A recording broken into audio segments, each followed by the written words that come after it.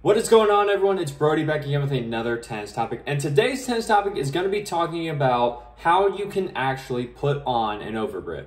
Now, overgrips are probably one of the most common things that you'll see in tennis, but in my experience with working with a lot of people, helping them with their grips, helping them with their rackets and strings, a lot of players don't actually know how to put their own overgrip on. Or if they do, they've tried it once before and it was just like coming off, it was just out of place, and they just didn't know what was going on, so they just give their racket to someone, usually who's stringing it, to just have them do it. So this video is going to show you how to actually put your own overgrip on, do it in 6 steps, and that's it. It's not going to be that complicated, and I'll walk you through every single thing as we put this on. So first thing I have over here is the things that you need. You need your overgrip. For me, it'll be this one. You need your racket, of course. You have to have something to put it on. And then in this instance, you will need scissors. Now, there are some ways to overgrip without scissors, but the way you do it with scissors is the most common. So that's what I'll be explaining in this video. If you ever want to see the way that I do it without scissors, then you can then leave a comment down below and I'll make that video as well. So this other part right here, this is known as finishing tape, but I did not put that on here for things you need because the finishing tape usually comes in the package that you get all of your overgrips with. So now we'll move on to the steps. So step 1, we need to unroll the overgrip. If you get an overgrip like mine where it just comes in a pack or just where it's rolled up, then you just pull the pack. You'll see that there is this right here. This is the start of the other grip that is in there. So you just take it off, you keep pulling it, and then your grip is free. Hooray. So you have this, and then you'll take the plastic off because you always want to make sure the plastic's off so you have the best grip that you can. All right, so there we go. And then as step 2 also says, you take the plastic off of the finishing tape. Now, this being the finishing tape, this is what you put on at the end of the racket so that you can make sure that the grip stays in place and it doesn't move around. So at least on this one, there is usually this one square that is that you pull away first, and then this releases the adhesive. You do this, you take the rest off, and then you put it somewhere for safekeeping. For this video, I will put it right there so we know where it is. So that is step 1 and step 2. Congratulations, we're getting there. Now, on your overgrip, one of the biggest things is you'll see probably a piece like this or something else to where you are looking for just to take off to start the overgrip so it has an adhesive to it to put onto your racket so it sticks. So here, you just go ahead and you take off this piece, and now you're ready to start your overgrip. Grab this, and now I tend to prefer with my overgrip, this one is a Dunlop racket, but on my racket and yours as well, there's this part here which is smooth and this part here which is smooth. They're pretty even, and that's where I typically will start my overgrip just because that's the most flat space and it gives me a very nice even starting position. So we'll go right there. You can adjust it as much as you want. But if you notice, we put the sticky side on the actual grip itself. So what you'll do is then, whoops, now we started overgrip on the bevel, step 3. All right, and then we just start wrapping the overgrip. This is probably the part where most people will start to get a little bit confused, because when you're overgripping, you want to go around where you started at least one time. You want to do that just one simple time. And then as you continue to go down, you're just going down at an angle, almost following the same line right here, or just a little above it if you want it to be a little bit thicker for your overgrip. And then you just keep going.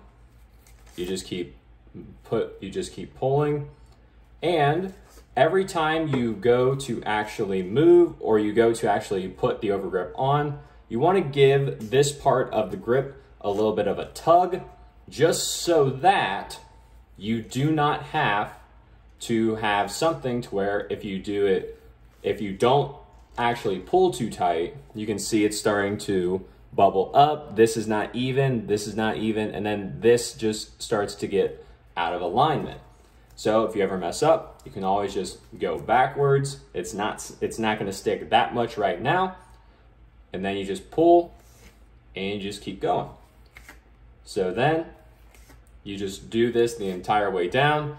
If you've been doing this for a while, like me, you can usually just go a little bit faster because you know exactly what you need to do. But if you're just starting out and you're just trying to figure out how to do it for the first time, you don't necessarily need to go that fast. Just go, I'll unwrap it a little bit. Just go nice and easy. Make sure you get a nice even line.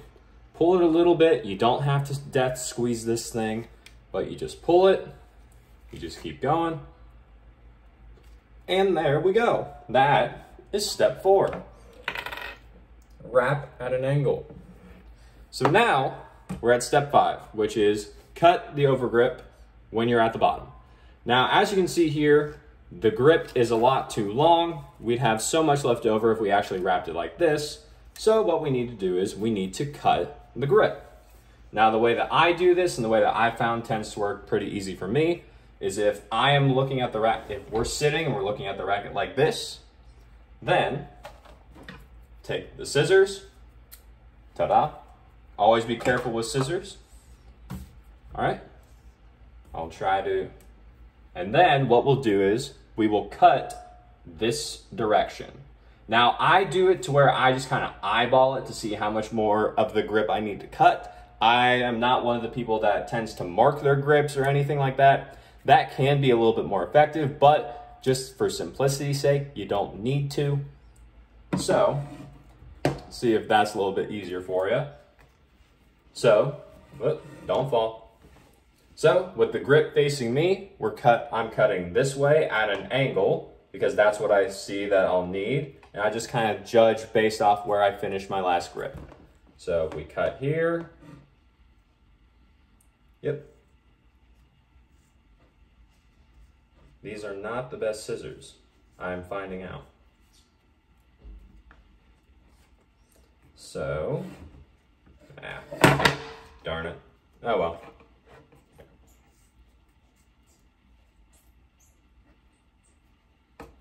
All right, so now we've got that cut. And this is not going to be the best cut, but it'll do the job. So you just take your grip, you go back, you wrap it around, and then boom. You now have your overgrip and it's finished. And that is step 5. And then finally, step number 6, as it says on here, we're gonna put the finishing tape back on. So we're gonna take this nice little finishing tape that we had from earlier. We're gonna take it off, whatever we put it on. And wherever we ended the racket and the tape, that's where we put the finishing tape on. So that's where my grip ends. That's where I start the finishing tape.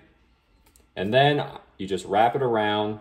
You can pull this one a little bit tight. You don't have to. That's just kind of like personal preference.